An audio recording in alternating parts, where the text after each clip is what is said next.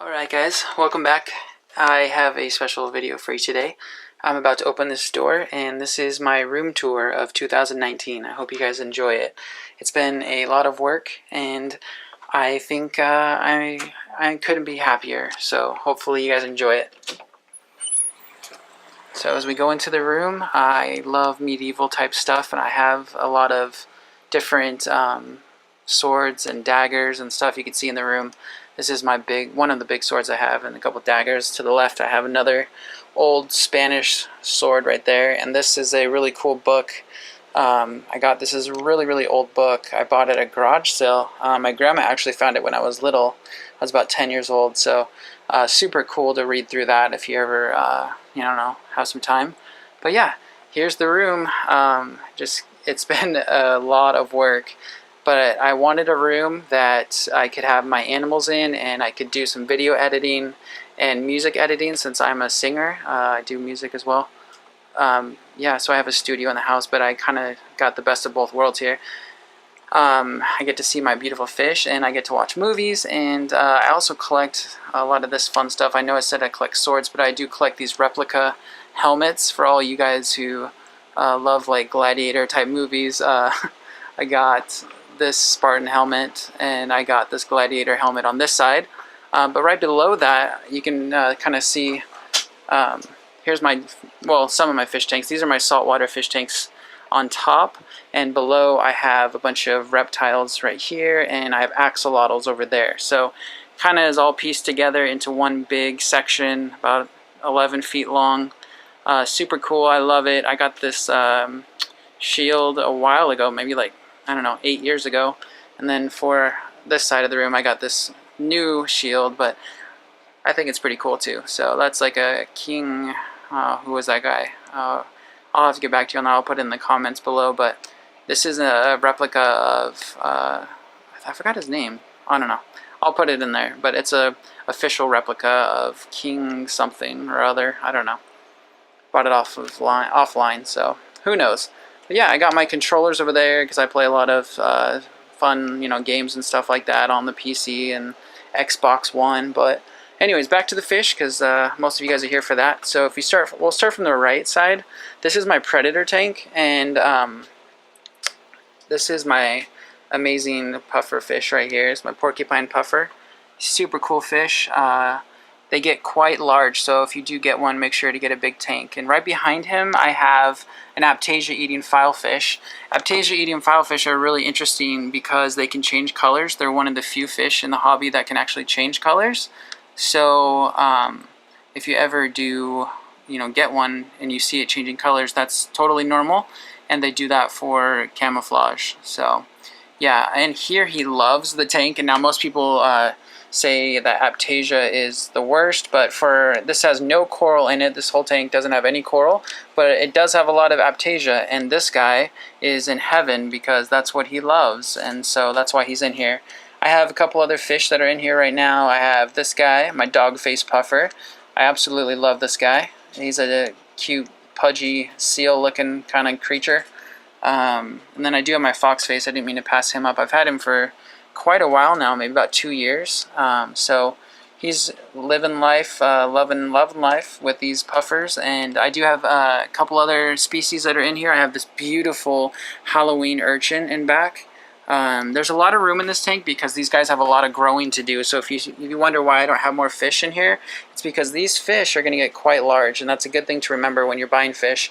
Get a big tank for the size of the full-grown fish, and make sure to know how big the fish is going to get. So anyways, back there I got my long spine urchin still. You can kind of see him in the back. He's beautiful when he comes on the front of the glass. Right now he's kind of hiding, but I got this trigger also. I have a undulated trigger. He kind of hides in the shadows. He loves life, but super secretive. When he comes out, he's super beautiful, but yeah, he's more of a hider than anything, but he kind of lives in the caves. He's the caveman, but he's a cool fish. Very cool with a lot of personality. I have another non-reef safe starfish. Can't talk right now, blah. Sea star, actually. You don't want to call them starfish. They're actually called sea star because it's not a fish. But yeah, beautiful. Has beautiful chocolate chips on it. That's why they call it chocolate chip. starfish because of those little chocolate looking guys on top of him. But yeah, so that's pretty much this tank. Not too much other than these really cool fish, because it's my predator tank, and this is just, yeah, I love it. So moving along, I'll go over to the left side. I have my reef. This is my coral reef. I love this tank for other reasons. It doesn't have those really weird fish, but has a lot of pretty corals in it. I do have my beautiful yellow tang. I love my yellow tang. He looks so healthy. I just absolutely love the yellow tang. I've had him for about 2 years now. He's growing a lot. I have a lot of other interesting smaller fish in this tank. But yeah, so as far as corals go, I have a lot of recordias. I have beautiful orange recordia right here. Above that, we got the candy canes. Candy cane garden up there, if you guys know what those are. And over here, we have my elephant ear mushroom. And yeah, just a lot of different types of mushrooms in this tank. Got a fuzzy right there, and then a bunch of others. And this is one of my leathers. I have quite a few leathers in this tank, but I love the way they look. I just love the extensions on the polyps. And I do have a Duncan coral. It's kind of retracted right now, so it's a beautiful coral when they're out, but they're just hanging out. To the left of that, I got more mushrooms. I got another recordia right there. I got a bunch of green rhodactis, or I think those are rhodactis. Correct me if I'm wrong. But to the left of that, I got my huge Kenya tree. Now this coral has taken off, man. I got a little piece of it a couple months ago, and wow, look at this now. It's literally, I don't know how many stalks that is, almost 3 huge stalks and a bunch of branches. So yeah, it grows really fast, but it's a really pretty coral that moves around a lot. I like corals that move. I got a bunch of little baby rhodactises down here, just super pretty. Above that, I have no, I'm sorry, those are yumas. Man, I can't talk. Those are yumas. And above that, these are rhodactis mushrooms. So yeah, it's hard to learn all the different species, but I'm trying. I got a bunch of, there's another, we call them trumpet candy cane coral back there. So I got this big guy as well. He is my big devil's hand. Now that's probably the biggest devil's hand I've ever seen. I picked him up from a local guy. Just a really beautiful, beautiful specimen, man. I love this coral right here. It's huge. If I pan out, it's my biggest coral that I have in the tank. So I have a sea fan up there, so that's cool. It looks like branches, but it really is a live coral. This is not a tree in my tank. Those are actually living coral. That's a living coral. So I do have a beautiful rainbow recordia right here. Look at that, guys. Just a stunning, stunning recordia. I love this one. This is probably my favorite mushroom in my tank, with all the different colors. I do have this little guy down here. He's super cute. This is my Midas blenny. For some reason it's not wanting to focus. There we go. So my Midas blenny just kind of hangs out. He's just chilling. He hangs out in the funniest places, but yeah, he's cool. So that's pretty much everything in this tank. I got a bunch of clownfish, some damsels. I got a beautiful, this is a coral beauty angelfish. It's a part of the dwarf species of angelfish, and they're reef safe. There's no problem with that. And you can kind of see my eel. Look at, guys. There's my eel back there. I do have a snowflake eel, and he comes out at nighttime and swims around, so that's pretty cool. But yeah, that's my saltwater setup. I got my reef on this side and my predators over there. So yeah, if I missed anything and you guys have any questions, just comment down below. I know there's a lot. Oh, look at this, guys. So I got an engineer goby and I got a bar goby, and they hang out together. The engineer goby gets really long like an eel, and the bar goby stays about 6 inches, maybe 5 inches. But man, they love life and they hang out together. I think they're the odd couple, but if you guys have never seen how beautiful a engineer goby is, you should see one in person. They look like eels, but they have these beautiful yellow stripes that are vertical when they're adults down their bodies. And he's kind of hiding right now, so you can't see all that, but super cool fish. And a lot of people mistake them for eels because they get so long. Yeah, so that's that. I got a lot of cool critters in here, but Moving along, if I go pan down, this is my leopard gecko tank. So I'll pan out real quick. I used this really cool excavator clay that I got at PetSmart to make these reptile tanks, and I really enjoy it. I think it's a new hobby. If you're bored and you get your girlfriend or your boyfriend and go build yourself a little terrarium with that clay. It's a fun project. But you can see now this guy right here is just drinking his water. I made a little water trough, so that's a cool shot that you don't always see that, but they do drink water, and this is proof. They don't drink very much water, but I do feed them worms all the time. They get a lot of worms. I do have, there's the other one right there. But yeah, she's sleeping. They're really cool. Super easy to take care of, not too much work. All you need is worms, and they don't need UVB. That's why I like these guys, is they don't require UVB. Now my turtles and my bearded dragon, they both of these guys, I'll show you the turtles in a second, but they do require UVB and heat lamps, so they're a little more complicated. But if you're a beginner and you want to start with a reptile, definitely get yourself a leopard gecko, because they're super cool. And I hold them sometimes, but not very often. And we'll move over. This is a cool sword that I got. It's handmade from a local guy, so I wanted to include it in my room. Super cool. He's a good artist. I think it turned out really cool how he burnt the wood. Yeah, so that's that. And here is my bearded dragon. What's up, girl? How you doing? She's ready for dinner. I gotta go feed her after this. But this terrarium, man, I love the way this turned out. I think out of the two that I built or created, this one is my favorite. I love the cave. I love the Mayan architecture that I found. Just try to theme it. I try to make themes for everything. But you can kind of see my bearded dragon has gotten a lot bigger. They do get quite large, so if you're gonna buy one, they don't stay small. She is a super curious girl. She's always waiting for me to drop food. She's like, come on, drop it in there.